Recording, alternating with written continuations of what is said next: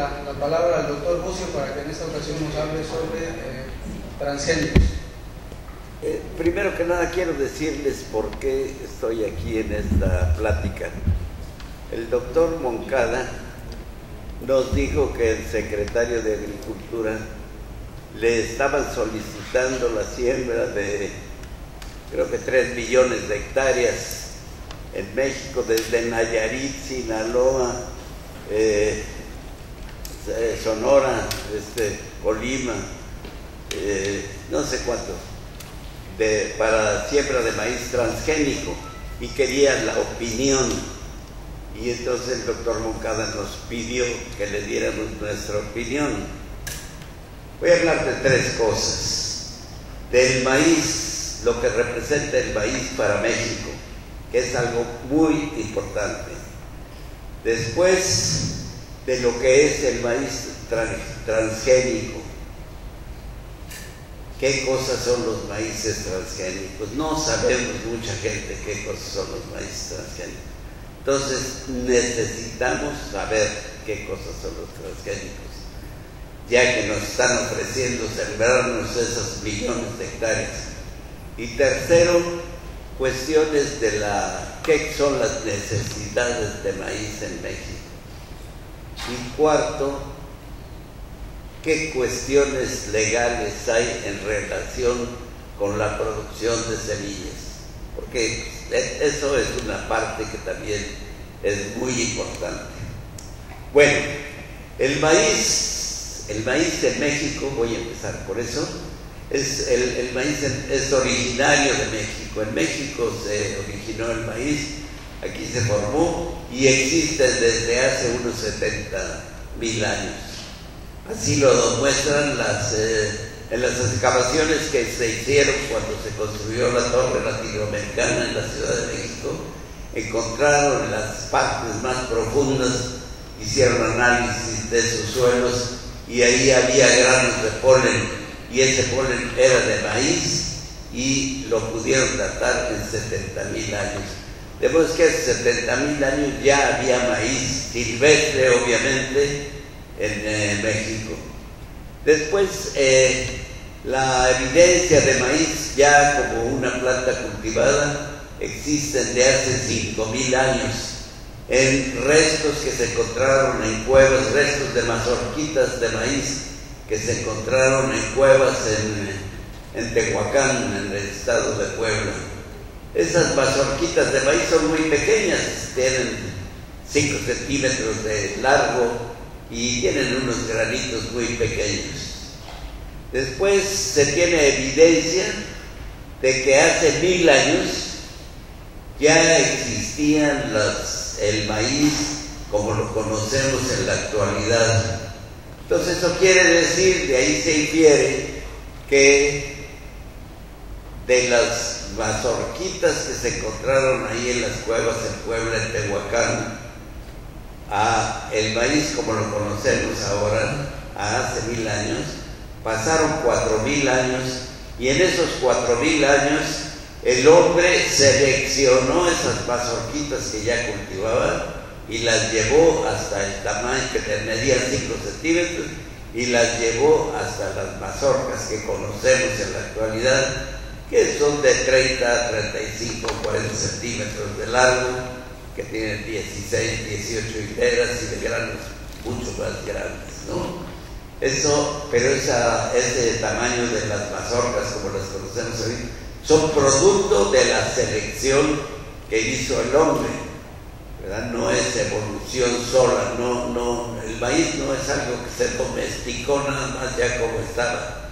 Se domesticó, se cultivó, se seleccionó y se seleccionó para diferentes propósitos. De modo que el maíz, como lo conocemos ahora, hay distintos tipos de maíz que son para diferentes usos y que se ha clasificado, pues inicialmente en 25 razas, y ahora ya se dice que hay 50 y tantas razas de maíz. Cada raza tiene usos específicos diferentes. El hombre la seleccionó así el maíz cacahuacite, por ejemplo, que todos ustedes conocen, pues se usa para el pozole, ¿verdad? Y el maíz palomero toluqueño, que es otra raza, se usa para hacer las palomitas de maíz. Y así hay otros maíces que se usan para diferentes propósitos. Y en los últimos años ha habido procesos de selección ya con el conocimiento de las leyes de la herencia. A principios del siglo pasado ya se empezó a hacer mejoramiento de maíz para rendimiento y se ha avanzado en eso también bastante, pero hasta la época moderna, donde ya los conocimientos de genética moderna, donde ya se ha hecho el mapa del genoma de muchos organismos, del hombre inclusive, pero del maíz también y de otras plantas. Entonces eso ha abierto las puertas para una serie de posibilidades que se tienen para cambiar o mejorar las plantas o los organismos para diferentes propósitos. Y una de esas tecnologías que se ha abierto es el de los maíces transgénicos. Pero antes de hablar de los maíces transgénicos ya en específico, quisiera hablar antes un poco sobre las necesidades que tiene México de maíz, ¿verdad? Porque el maíz es el alimento básico general que necesitamos en México, y pues necesitamos grandes cantidades de maíz para alimentarnos porque la población crece. Yo fui maicero y trabajé en la formación de híbridos pues en los años 50, cuando terminé de estudiar en Chapingo, y en esos tiempos pues yo conocía muy bien todo el problema del maíz porque trabajábamos en eso. Estábamos haciendo híbridos para las diferentes regiones ecológicas de México, para las zonas tropicales, para las zonas intermedias como el Bajío, es decir, de 1000 a 1800 metros de altitud, y para la mesa central, que a más de 2000 metros de altitud. Para todas esas diferentes regiones hicimos híbridos para condiciones de siembra de temporal y para condiciones de siembra de riego. En esa época, en los 50, México necesitaba 5 millones de toneladas anuales para la alimentación humana y producíamos 4 millones. Nosotros sabíamos muy bien eso porque estábamos trabajando en ver cómo producíamos lo que necesitara México, y producíamos 4 millones de toneladas y importábamos 1 millón de toneladas más o menos cada año. Eso fue en los años 50 y pasó el tiempo y no vamos a ver muy en detalle la cosa, pero ahorita en el 2013, que han pasado ya 60 años desde los 50, ahora necesitamos en México 33 millones de toneladas de maíz cada año para satisfacer nuestras necesidades. Pero esos 33 millones de toneladas no son para la alimentación humana. Para la alimentación humana necesitamos 18 millones de toneladas de maíz, 18 millones. Y en México producimos de maíz apto para el consumo humano 24 millones de toneladas. Es decir, consumimos maíz de sobra. Es mentira eso de que tenemos que importar porque no producimos el maíz que comemos. No es así. Para el consumo humano sí producimos, y producimos de más. Producimos 24 millones de toneladas y requerimos 18 millones de toneladas. ¿Y qué hacemos con el resto del maíz? ¿Por qué decimos que necesitamos 33 millones de toneladas? Porque en México, el Banco de México creó el FIRA, que hizo una política de avicultura, ¿verdad?, de intensificar la producción avícola, y fue un trabajo tan bueno el que se hizo en ese aspecto, que de prácticamente cero que producíamos de huevo, nos transformamos en un país que es el segundo país en el mundo en producción de huevo y el cuarto país en el mundo en producción de carne de aves. Y para producir eso, pues se necesita alimento, y entonces necesitamos 8 a 10 millones de toneladas de maíz para alimentar y hacer esa producción de huevo y de carne de pollo. También en el colegio de posgraduados, un compañero que fue de los primeros estudiantes, Roberto Pérez Aguirre, que pues falleció desgraciadamente ya el año pasado. Roberto Pérez Aguirre formó como su tesis de maestría en ciencias, formó una variedad de maíz a la cual le puso un gene que se llama de carácter serio. Ese gene provoca que en la planta de maíz produzca un almidón, los granos de maíz tengan un almidón de mejor calidad que el que tienen los maíces comunes y corrientes. Bueno, cuando hizo esto como tesis de maestría en ciencias, hay una empresa, Productos de Maíz, en Guadalajara, lo contrató y se lo llevó y le formó variedades adaptadas ahí a la región del Valle de Atemajac, ahí en los alrededores de Guadalajara, para incorporar el maíz serio, y entonces se desarrolló la industria de los almidones. Eso requiere en la actualidad de 5 millones de toneladas de maíz con ese carácter serio.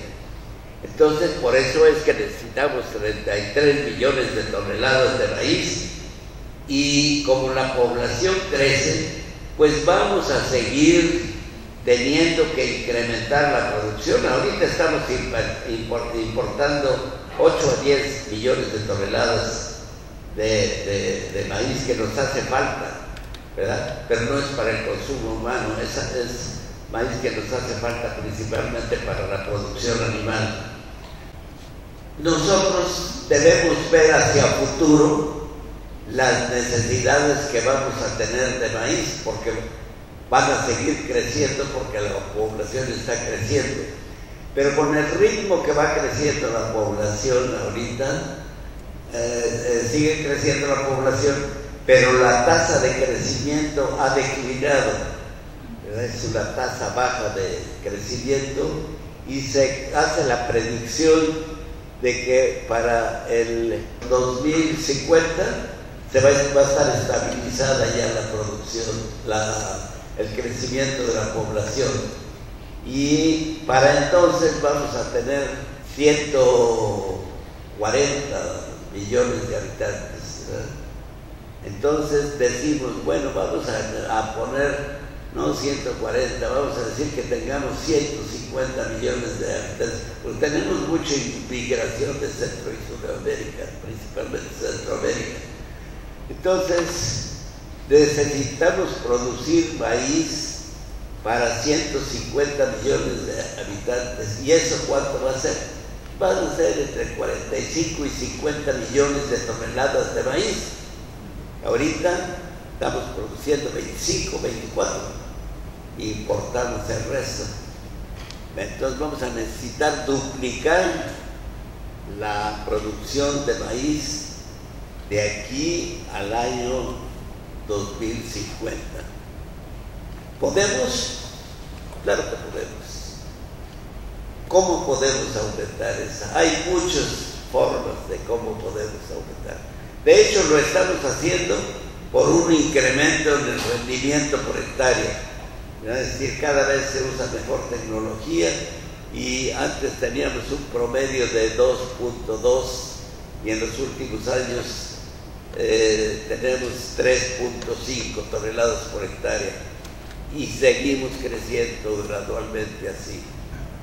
En las zonas de riego que son en el noroeste del país, principalmente en Sinaloa, Nayarit, Ciudad Obregón, en esas regiones con riego estamos produciendo hasta 10 toneladas por hectárea. Esos son los rendimientos máximos. Pero en toda la región, en todo lo que sembramos con riego, estamos produciendo 5 toneladas por hectárea, producimos en promedio en riego. Pero los agricultores que usan bien tecnología, ¿verdad?, esos producen 10 millones de toneladas. Entonces es cuestión de que todos los agricultores que siembran bajo condiciones de riego, pues usen la tecnología que se conoce y produzcan 10 toneladas por hectárea. Entonces esa es otra forma como podemos todavía incrementar la producción de maíz. Por otra parte, también existe tecnología que conocemos que desarrolló el ingeniero Alfonso Díaz del Pino, donde él produjo en Tlalnepantla 20 toneladas por hectárea y después lo duplicó eso atrás de Chapingo y ahí con un ejidatario también produjo 20 toneladas por hectárea bajo condiciones de riego y utilizando como fertilizantes compostos hechos con estiércol. Entonces ahí hay un campo que también debemos usar toda esa tecnología del ingeniero Díaz del Pino, ¿verdad?, para aumentar los rendimientos bajo condiciones de riego en el altiplano. La forma más optimista que es en el caso del río Mayo, donde se está utilizando la tecnología al máximo que hemos podido hacerlo. Ahí se está utilizando el 37% del agua. Es decir, todavía se puede duplicar si usamos con más eficiencia el agua. Se puede duplicar la superficie del riego. Entonces, esa es otra forma como podemos aumentar la producción de maíz. El ingeniero Antonio Turren, que es un hombre muy destacado, un agrónomo distinguido, especialista en suelos y con muchos conocimientos, él ha hecho estimaciones en el sureste de México y dice que sembrando en el otoño 30 millones de hectáreas con riego y con alta tecnología, ahí podemos producir 60 millones de toneladas de maíz al año, que es el doble de lo que estamos necesitando y usando en la actualidad. Bueno, hay muchas formas como podemos aumentar la producción de maíz y nosotros queriendo, y si el gobierno asigna los recursos necesarios para hacer lo que se tiene que hacer, podemos volvernos exportadores de maíz, porque tenemos mucha capacidad de producción y sabemos cómo hacerlo, pero se necesitan recursos para educar principalmente para educación de los que hacen la producción en el campo directamente, con la producción de maíz. Aunque estamos importando, ya sabemos por qué, ¿verdad?, porque estamos produciendo muchos pollos y mucho huevo. Bueno, ahora vamos a hablar un poco de los transgénicos. Bueno, vamos a hablar todo lo que hay que saber de los transgénicos. Y en primer lugar, ¿qué cosa es un transgénico? Un transgénico es un organismo, planta o animal, al cual se le incorpora en su genoma, en su composición genética, en sus cromosomas, se le incorpora uno o más genes de otra especie, no de la misma especie, ¿verdad? De otra especie, y la otra especie puede ser del reino animal o vegetal, ¿verdad? De hecho, el primer transgénico que se ha hecho con todos estos nuevos conocimientos de la genética fue el de para una enfermedad, la diabetes, que ustedes pues están muy jóvenes, pero ya muchos jóvenes están padeciendo de diabetes, ¿verdad? Pero es una enfermedad que está causando grandes estragos en el mundo. Y la diabetes, ¿qué es la diabetes? Es deficiencia en el organismo para la producción de insulina, que es la insulina es la que quema el azúcar que nos comemos, por decirlo así. Y entonces, pues cuando nos aumenta la glucosa en la sangre, el porcentaje de glucosa en la sangre, se desarrollan una serie de problemas en otros órganos de nuestro organismo, en el hígado, en el corazón, en los riñones principalmente, en la vista, que son trastornos muy severos y que pueden ocasionar la muerte.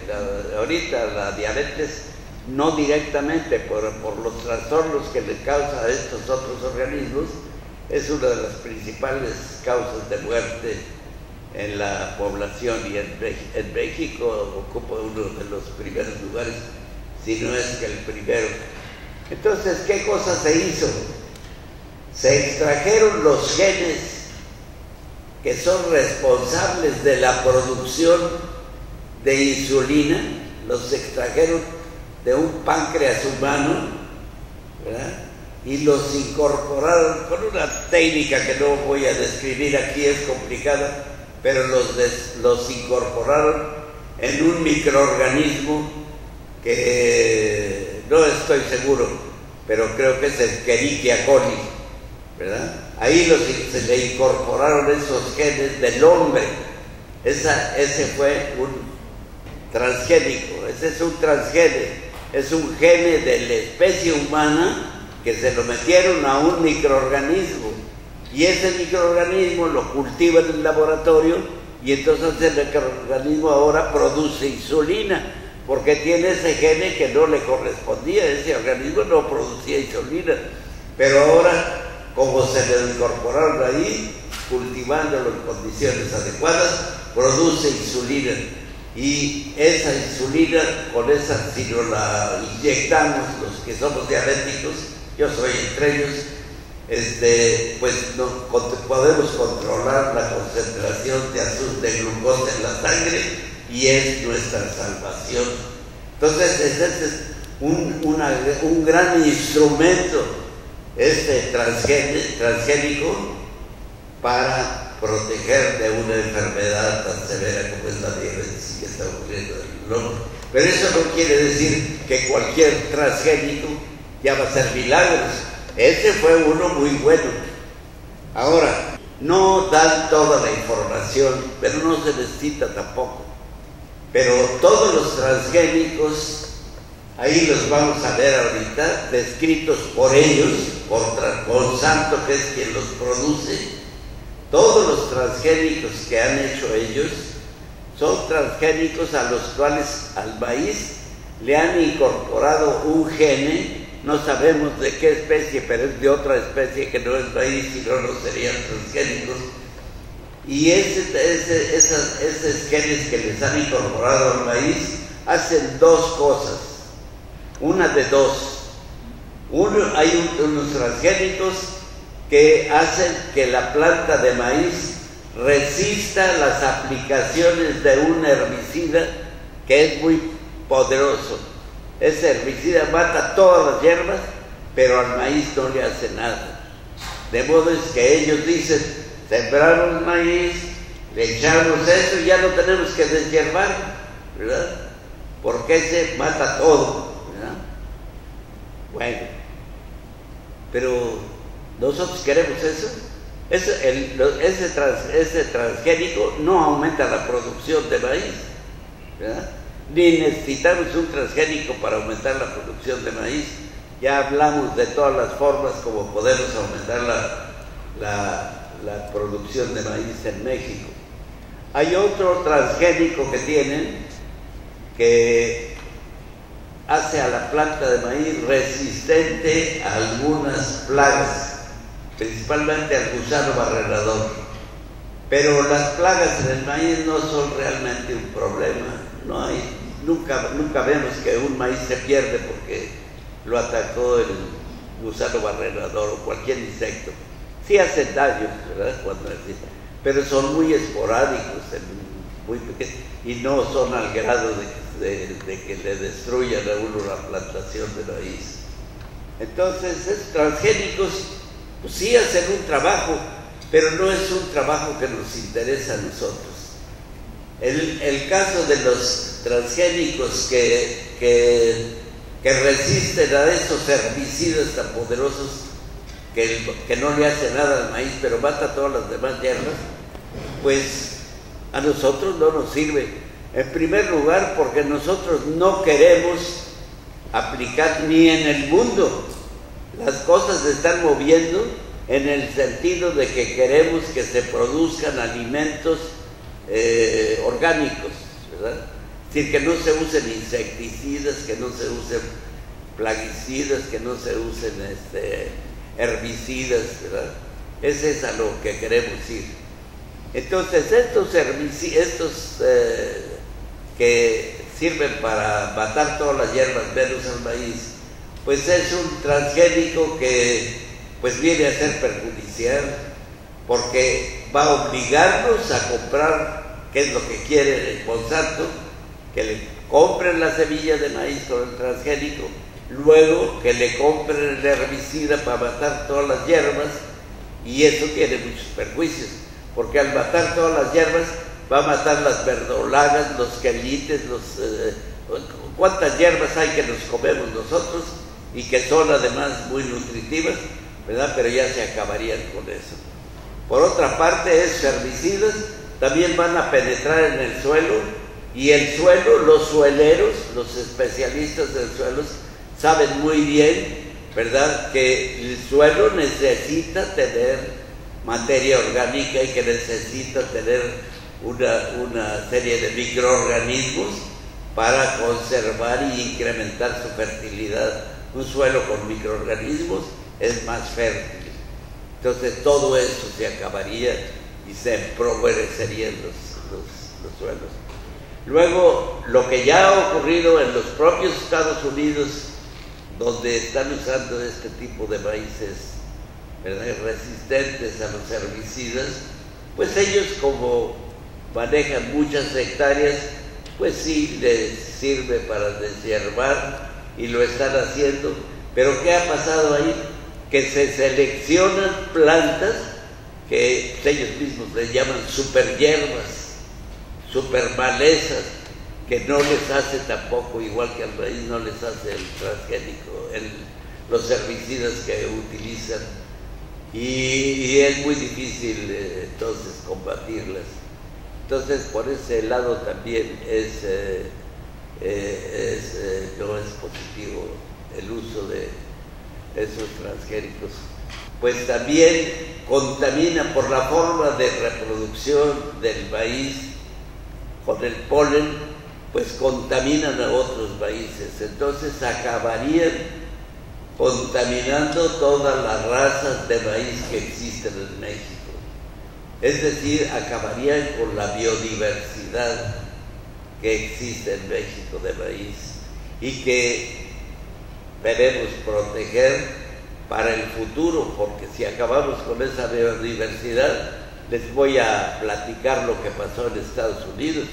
En Estados Unidos, cuando se hicieron los maíces híbridos a principios del siglo pasado, se desarrollaron los híbridos, que esa sí es una tecnología que aumenta los rendimientos más o menos en un 25% de las variedades. Pero ese híbrido tiene una variabilidad genética más reducida que las variedades. pero como rinden más, para 1930 ya tenían sembrada toda la paja maicera de Estados Unidos, que es enorme, son millones de hectáreas, la tenían sembrada con los híbridos, y esos híbridos desplazaron a todas las variedades que existían ahí. Digo, porque allá también existía mucha variabilidad genética de maíz, de razas de maíz. Se acabó todo eso, ¿verdad? Y no quedaron más que los híbridos.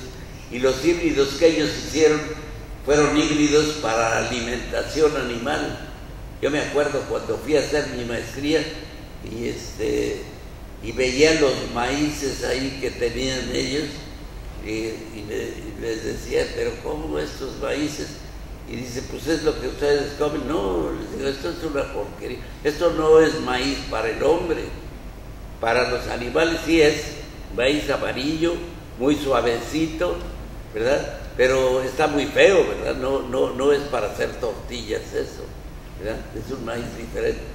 Pero ese maíz es muy rendidor y para los animales es muy bueno, ¿verdad? Porque no lo tienen que moler. El maíz de México, por ejemplo, si se lo dan a las vacas, no lo digieren, ¿verdad? Porque es maíz muy duro, ¿verdad? Entonces desplazaron todas esas razas y ahora desde hace unos 50 años que ha habido mucha migración a Estados Unidos y que también los propios americanos les gustan los tacos, ¿verdad? Porque hasta en la Casa Blanca los días de fiesta hacen tacos y barbacoa y comida mexicana. Y entonces ya empezaron a tener la necesidad de producir tortillas y no tenían con qué hacerlas, porque con el maíz de ellos no se puede. Y entonces han tenido que otra vez llevar maíz de México y ahora tienen cultivos de maíz para consumo humano, ¿verdad? Pero los híbridos acabaron con todas las variedades que había ahí. Y los transgénicos aquí, si permitimos que se siembren, van a acabar, no porque rindan más, sino porque esos van a contaminar a todas las razas de maíz de México y van a acabar con toda esa gran variación que tenemos en México, ¿no? La variabilidad y la variación genética. Por eso existe en México la CONAVIO, donde es Sarucán, el director, que también fue compañero estudiante de nosotros en el colegio de posgraduados. Ahora, para finalizar, sí quisiera hablarles de las cuestiones legislativas que hay en eso. Este sí es un problema muy grave. Cuando se hicieron los maíces híbridos en Estados Unidos, allá hubo dos empresas que se desarrollaron mucho y que fueron las que produjeron los maíces híbridos de allá, que fue Pioneer y Decal. Decal, sí. Bueno, esas dos empresas las compró Monsanto. Monsanto, desde hace muchos años, es una empresa que produce herbicidas, insecticidas, productos químicos para la agricultura, que siempre han sido acusados de contaminantes, y lo son.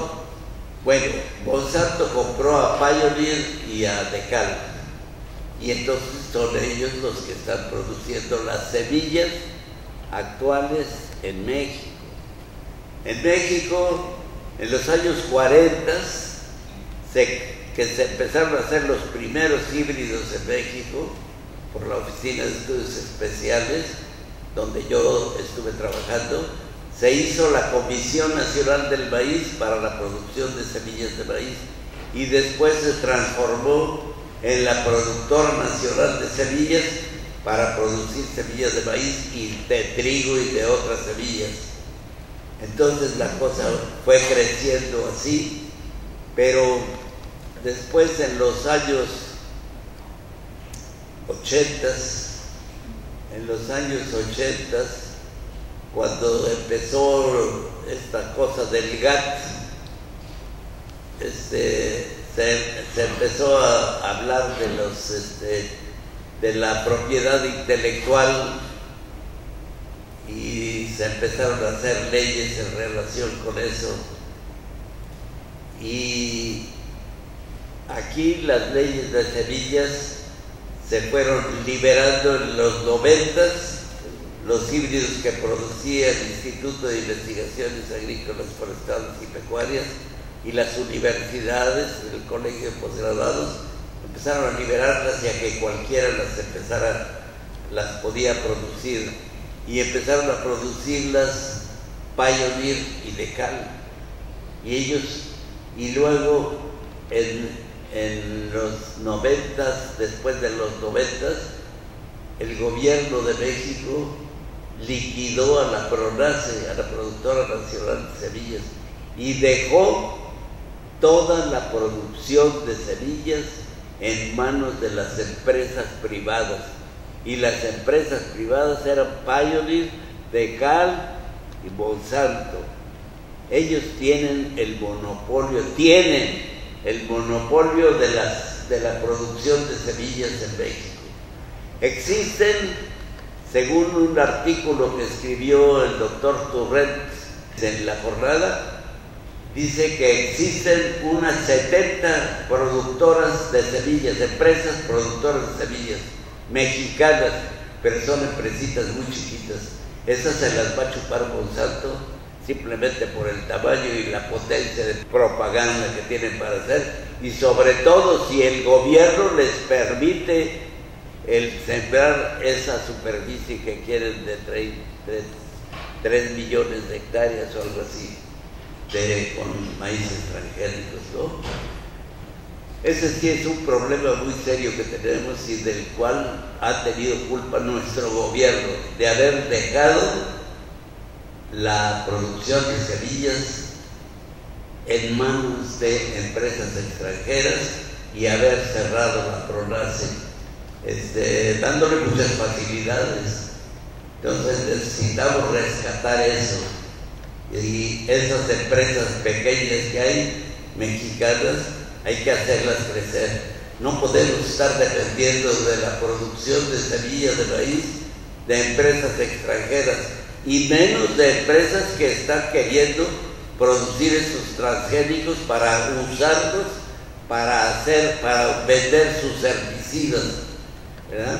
Por este problema de las semillas de Francia, de Alemania, de Hungría, bueno, de esos países ya los expulsaron por el daño que están haciendo. En la India hay una cantidad de bibliografía sobre los daños que han hecho los transgénicos. En la India hay miles, no estoy hablando peyorativa, ha habido miles de suicidios documentados porque han perdido todo con los transgénicos, hasta sus tierras que van y se las quita Monsanto porque no pueden pagar los herbicidas que les vende el propio Monsanto.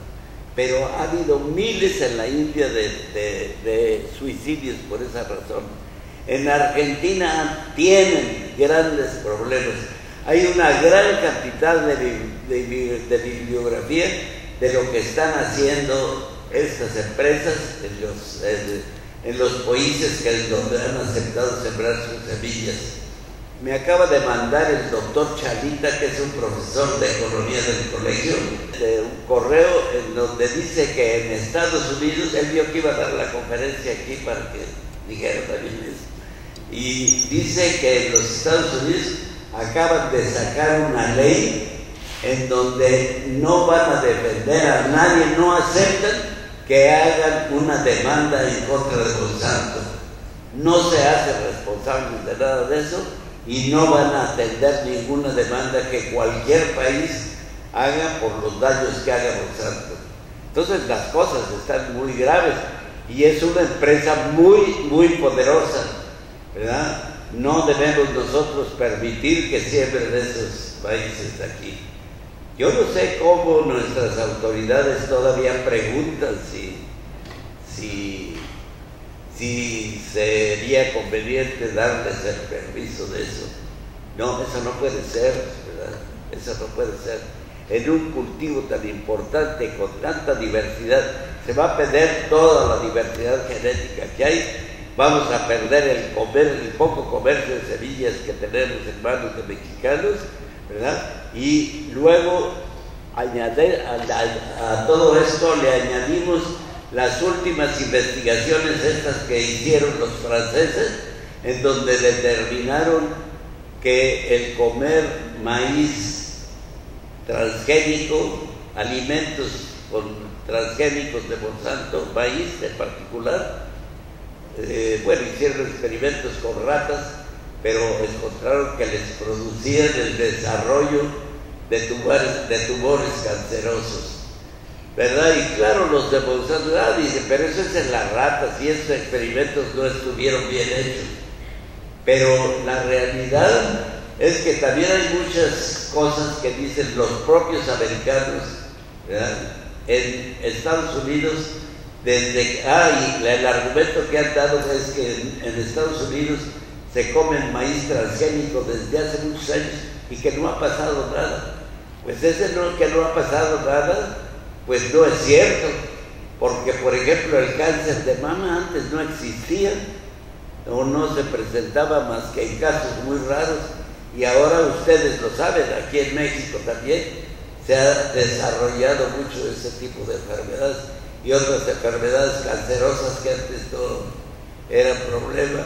Las alergias en los niños, hay descripciones de madres, en estas no son investigaciones científicas, pero que han dicho que sus hijos tenían muchos problemas con las alergias, les quitaron el cornflakes, ya no les dieron cornflakes, que está hecho con transgénicos, y se han mejorado en los problemas esos que tenían de alergias. Mejor hay que dejar los transgénicos a un lado. La tecnología puede ser muy buena y yo ya les di el caso de la insulina, ¿verdad? Esos son recursos tecnológicos de la genética que son que tienen mucha potencialidad a futuros, pero depende qué cosa es lo que hagamos con ellos. No nomás porque es un transgénico, es algo bueno. Sí.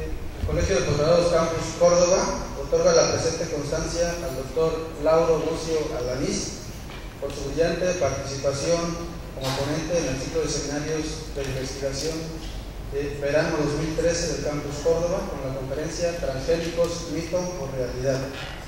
Firman el doctor Vitorino Morales Ramos, director del campus, la doctora Roselia Servín Juárez, subdirectora de Educación, y Martín Sánchez Estrada y un servidor, Ricardo Salazar Marcial, como coordinadores del ciclo de seminarios.